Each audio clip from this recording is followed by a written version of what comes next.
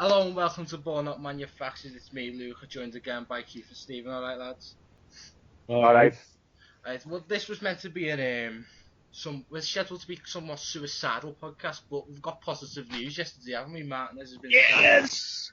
Yeah! So we can actually probably enjoy what's mostly going to be a happy podcast. So, I'll do a little brief about the Sunderland game. There's not really much you can say about it.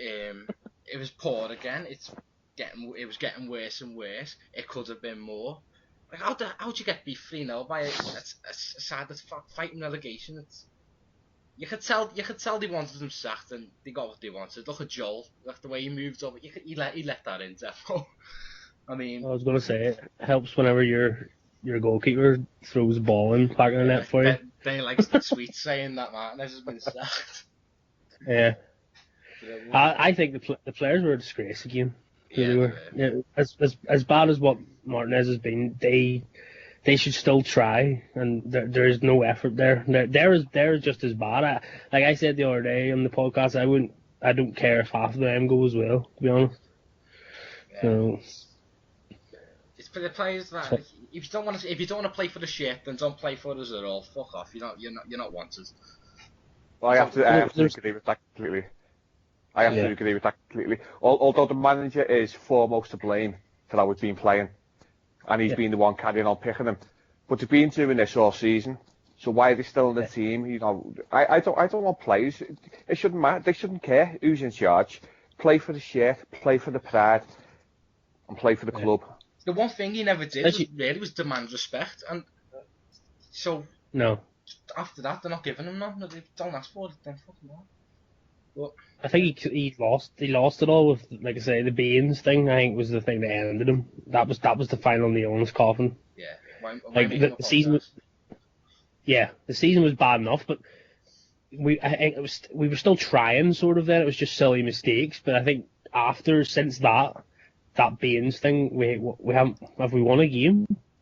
Bournemouth, I think that was it. Yeah, and Baines scored funnily enough, didn't he? Yeah, and then so I think that was the final straw. But at the end of the day, like, you've still got fans that went up there. I never went. None of us went, but we still over 1,500 fans went there, and that was ridiculous. Though you need to put some sort of show on for them, at least try and the integrity of the league. Like, we've had to rely on teams before to help keep us up. So I sort of feel a bit sorry for Norwich and Newcastle as well. Like, but I don't, but I do, if you know what I mean. Like, yeah.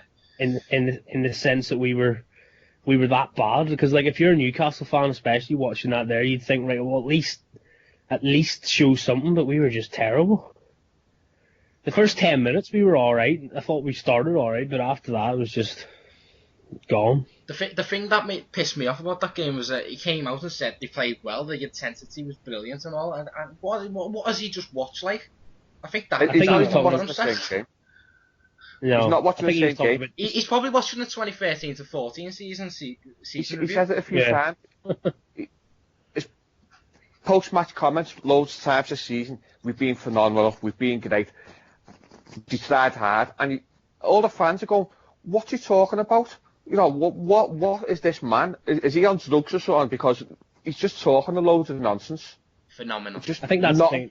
That's the thing that frustrated all of us, wasn't it? Is if he was a bit more honest and say, like, apart from the Liverpool game, that's the only time I've ever.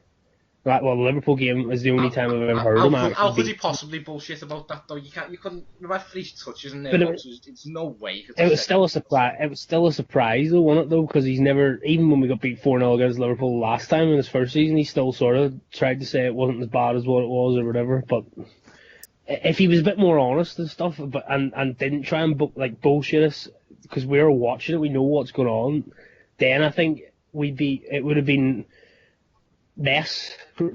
We still would have wanted him to go because he still had to go, but I mean, it would have been maybe less harsh, the criticism of him, because he didn't help himself. I mean, he was so stubborn. He didn't want to change any, and he thought everything was perfect. It just wasn't. He weren't working out at all. Well, the Carragher interview after the cup semi-final, the Carragher interview he did, just summed it up for me. Yeah. We lost the semi-final again. We played well for 20 minutes in the semi-final, or 25 minutes, and then he goes out and says that interview with Carragher where, to me, it was just, that probably also sacked him along with the Baines thing. Because if you're reading that as a chairman of Mashiri's reading that, going, what is he talking about? Because that's what we were all thinking. And the guy's not daft. He's like a football fan as well. You know, he likes football. He's watched football for years, so he's probably thinking the same thing. What is this man on about? But I'll wish him well. I'm not gonna. He's not going like where. Yes, towards the end, I think we all tended to start to hate him a lot more because of his bullshit and because it kept going on and on and on. But also, I think that was the board's fault as well. Yeah, it's their fault also.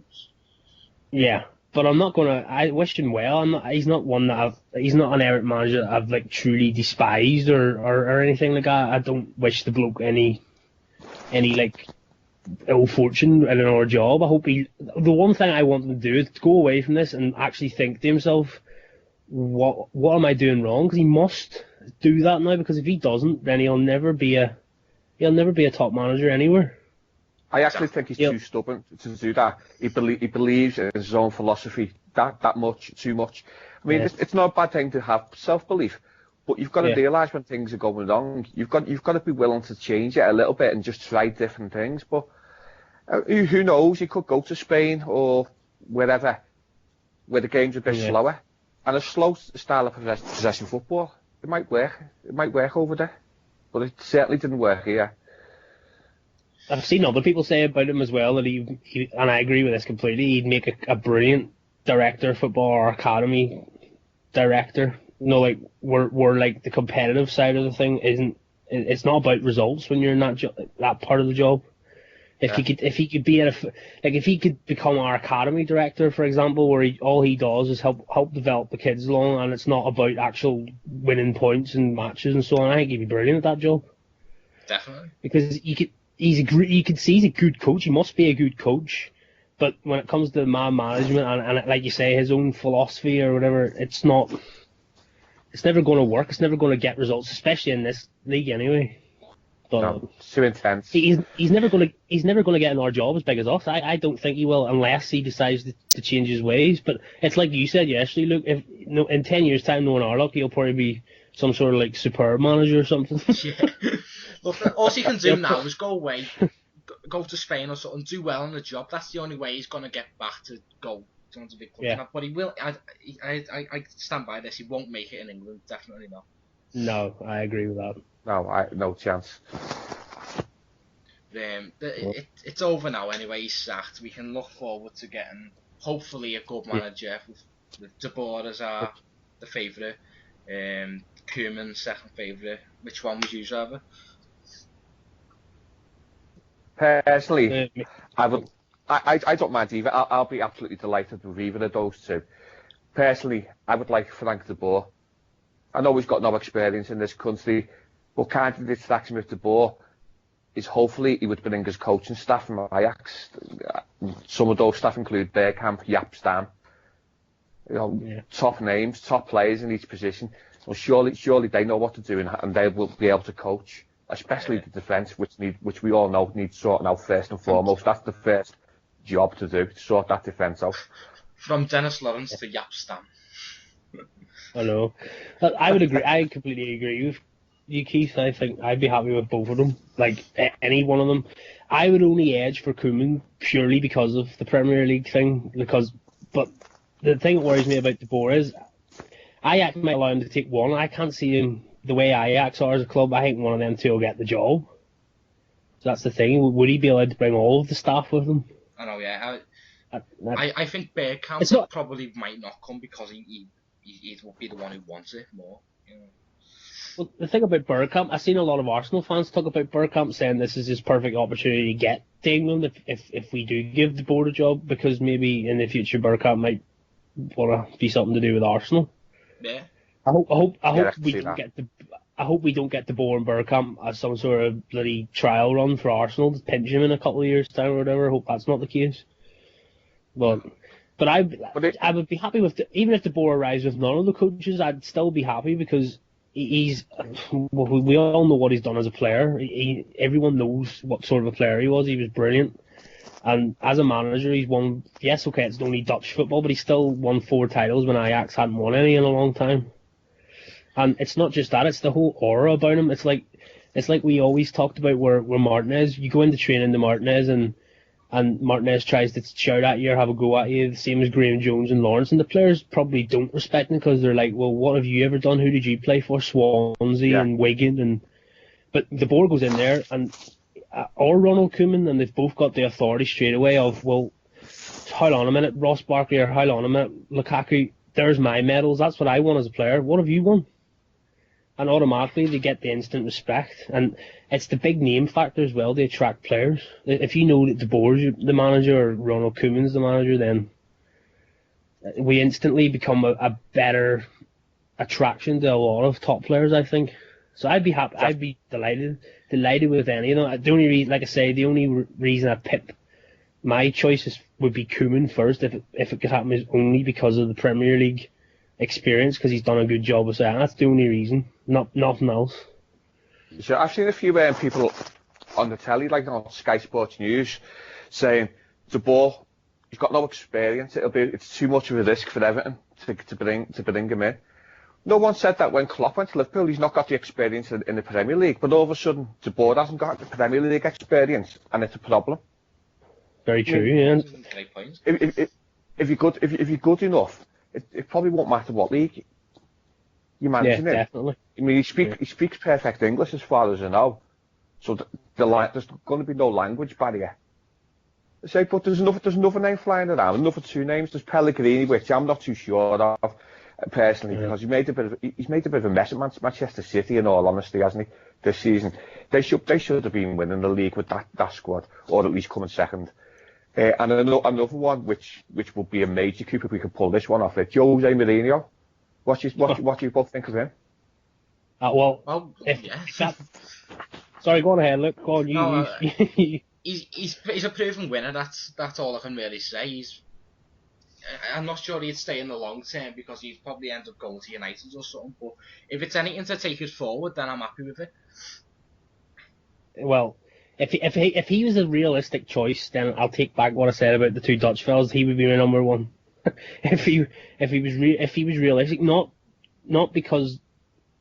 Well, you're saying he might not stick around and all, but the reason why I want Mourinho, not just because of what he's won, but the prestige of the club would go through the roof straight away.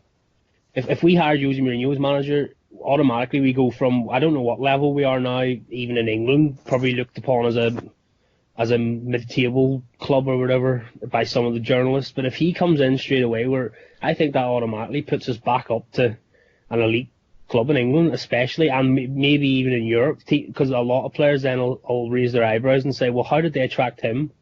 They've got the money now. Yeah. And you'll get a lot of players. It'd be a massive statement, wouldn't it? It'd be just huge. It would be huge.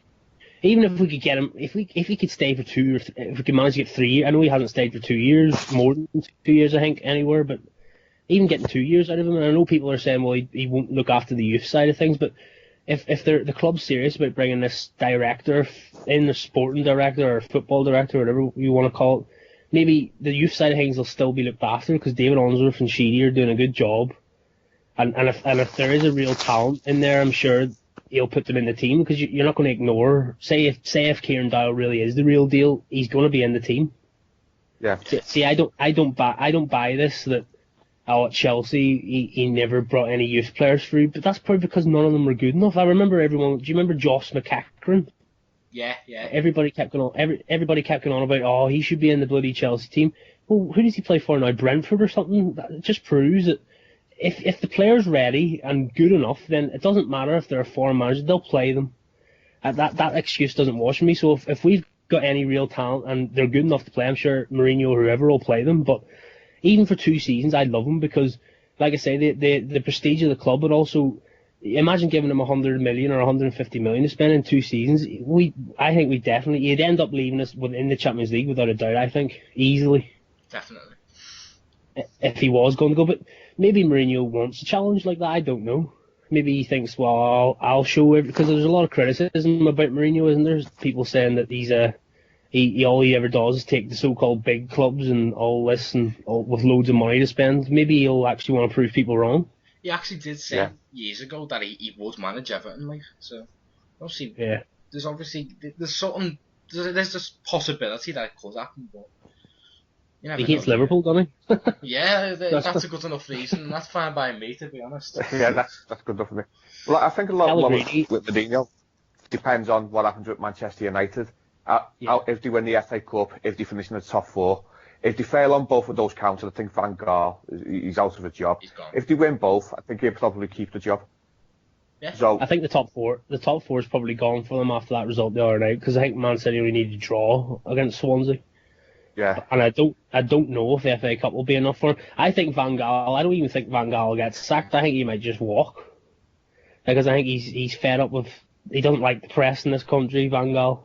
I think he just doesn't like, he really doesn't like them at all. Especially every single week he's just had to answer questions about his job and about Mourinho. And I don't think he'll want to, a man like him will not want to put up with that nonsense. He'll probably be able to get a job abroad unless he wants to retire or whatever. But I completely agree with your Pellegrini thing.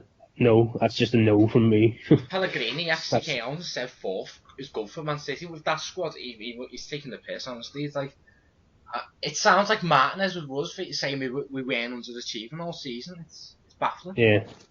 Well, I know he did a good job at Villarreal, which was a long time ago, like 12 years ago, because he was the manager when they... And then people say he did a good job in Malaga, but Malaga at the time had a lot of money. Yeah. Like a lot of money, but they didn't win the Spanish league or anything like that. So I would agree completely with Pellegrini. No, that's not for me anyway.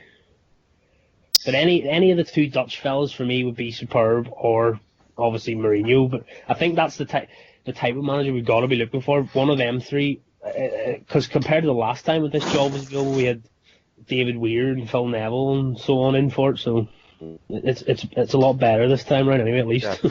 Well, I actually did a bit of research on De Boer's managerial style yesterday, right? So he likes to build from the back, air me out, but it's in a somewhat exciting manner. He likes to exploit space left by the opposition, and when the team lose possession, this is an important one. He urges them to win the ball back immediately, and he's also known to be flexible with his tactics, and he likes wingers and wants them to express themselves. So hopefully 2 wingers again. Yeah, that would be nice, wouldn't it? That would be nice. See, the goal from the back worries me up a little bit now. We've had our fingers burnt with that one. At the end of the day, he's got what we were berating Martinez about not having him, and all with the not urging the team to get the ball back immediately, just wandering around. Yeah. I think the building from the back thing, I think it only worries me if you're like Martinez, where you're adamant that it has to be done all the time. No, like when a team, even when the team pushes, like when the teams have pushed high up against us, Martinez still expects the ball to be rolled out. And then we've seen that this season against Swansea and all, calamity when we've done it, when we've continued to do it. I think I'll be honest, I haven't watched much of Dutch football or Ajax, so I can't comment on how De Boer's teams play. Obviously, Ajax have got a philosophy as a club, so you can imagine he'd adhere to playing that type of football. But like, if you're saying he's going to be flexible and all, which I'm sure he is, because he's a winner, he's one thing. I'm sure he's not going to be as stubborn. Well, you would hope not as stubborn as what Martinez was when it came to that, because at times you need to play out from the back if teams are going to sit really deep. Then you've got the space then to be able to bring the ball out and carry it and try and play quicker. But the key thing for me is when we don't have the ball, win it back. Instead, because that's something we didn't do with Martinez. All we did was just sit off. We never pressed anybody. And it was so slow as well. We need to play with a bit of tempo as well. Just mix it up. Because no game's the same. Every game's different. You can't just play the same way every single week. Barcelona have even changed their style. If you watch them now under Luis Enrique, they're not all about tiki-taka. It's a lot of counter-attack. A lot of it's counter-attacking football. They sit a lot deeper than what they used to. Win the ball back, and then they just break and give it away to those three up front. Yeah. Well, with De Boer as well, I've actually heard that he plays quite direct as well, so that is automatically better as well. I think it just suits the Premiership, really. being a bit quicker. But not just that, it suits I think our crowd. Goodison we like a tackle. We like when someone puts a good tackle in. We like when there's drama when the ball's put in the box. We like corner kicks. We're not like long ball lovers, but we just like good football, good fast attacking football. Yeah. You know what I mean? We haven't had that since David Moyes left. We haven't had that because he was good at that at home. We were always good on the Moyes, playing that sort of style of football. Yeah, and then Martinez came in and it all just completely slowed down. It was all around the back to the keeper. Then the keeper passes. At the end of the day, his idea, you can't knock the guy like Keith said earlier. He's got a belief and he tried it and it just didn't work. It just doesn't work. As simple as that. No, and it didn't with Wigan either because it ended up relegating. Look, the other day with one of Koeman or De Boer, whichever one, they're proven winners. They've won like everything pretty much that they could win. And with Martinez, he lives off one FA Cup that he fluked one year. Perhaps it's just. One FA Cup and have to get relegated the same year. Yeah, exactly. He had to put all the effort into the FA Cup, which got them relegated. I think. And then he's finished in the top half once. Yeah. In this whole match. When we still had the Moyes defensive mentality. We've got big Joe Doyle and David Unsworth in charge for Sunday now. What do you think there? That's brilliant. Better than Martinez. I watched the press conference today, and it's the first time I've watched one since February, and I actually smiled the whole way through the press conference. It was just like a breath of fresh air. There's no bullshit in it. Like he was also very respectful about Martinez because obviously he was close to Martinez because Martinez gave him an opportunity with the under-21s and so on. Yeah. Nothing. You would expect no less, obviously. So, but it was just a common sense factor where he says about winning. We haven't won enough games. We need to get the crowd. We need to send the crowd off for the summer in a good mood. And he even knows it's not been good enough. And he says they've been working on a few things and so on. So. And you automatically know, don't you, with them two, what it's going to be like. It will be a lot quicker, I think, and I think the players will enjoy it as well. I think the players will really enjoy it, and they seem to in training today anyway, with the pictures and so on. Yeah, they looked delighted as well. There was a video clip earlier before. They were all laughing and joking, but it looked like they were working hard at the same time. Rather than just standing there laughing and joking, it looked like a proper training session. Now, hopefully, we'll see some results from that come Sunday. They've probably worked on set pieces for the first time in about 3 years. Yeah. What's a set piece? What's a corner? Let's do some. Well, you know Joe Royal will get them working on corners. But he probably got Andy Hinchcliffe in to whip a few in. Yeah. Go on, deal with that ball. Lukaku, that's your job to be getting up there now, boy. Well done. That's good. I think. Yeah. But I think it's good though. It's nice to have them too. It'll have a nice atmosphere about it. I think the relief mainly because it just became unbearable the last few months. It was awful. That's horrible whole season. Really. It's toxic for ages. Even the last season, most of that was toxic as fuck. It just isn't nice to go. Like I always used to love looking forward to going to the match. You came up to Thursdays and Fridays, you used to be excited about this game on the Saturday, even if we were away or whatever. You used to just look forward to Everton playing. But the last few months, I've just dreaded playing, dreaded going, and I'm not the only one that's felt like that. So it'll just be nice to see a different atmosphere and optimism, like you say. We've got, even if we don't win on Sunday, it doesn't matter. It'll just end nicely. He's gone, and let's get into the summer and hopefully get one of those three managers that you mentioned. See, this is the most I've looked forward to the match in months. It's the only time I've actually looked forward to a match in months. Actually, Same here. And I will win. I'll put it on the line now. We'll win, and I think we'll win easily. Yeah, definitely. Looking at it, I'll go 3-4-0. I'm going to go for 3-0. I'm going to go for 5-0. I'm going to go for 9-8 for the shits and giggles. Stephen Naismith hat-trick. Yeah. The goalie pops back in as well. Yeah. Well, Tim Howard's playing, isn't he? So you never know. He'll probably score enough just to say he scored in his last game. I know, yeah. Well, it's his last game anyway. Hopefully, he'll put in a good performance. He's been a good servant, Tim Howard, but time's up. Hopefully, he gets over his devastation about Martinez leaving, though. Not just hard, but yeah. I know he's about the hard thing today, where he says about those, or the Martinez thing, where he says about those comments and so on. But he had in the main 10 years, I think it is, isn't it? 10 seasons. He came in 2006 on loan, I think it was. So yeah. And not just him, it could be a few other ones like Osman. If it is Osman's last appearance as well, I think he's been a brilliant servant for us. Very underrated player, in my opinion. Played out of position a lot under Moyes on the wing, but you see, he's the only thing Osman lacked was speed. If he had more speed about him, I think he would have been a brilliant player, a really, really top player. Yeah, it's only his lack of a few yards of pace what let him down earlier at times. Yeah, that's why he's better behind. That's why he's better behind, not on the wing. Yeah. Well, I hope he'll get a very good send off if he's going to go.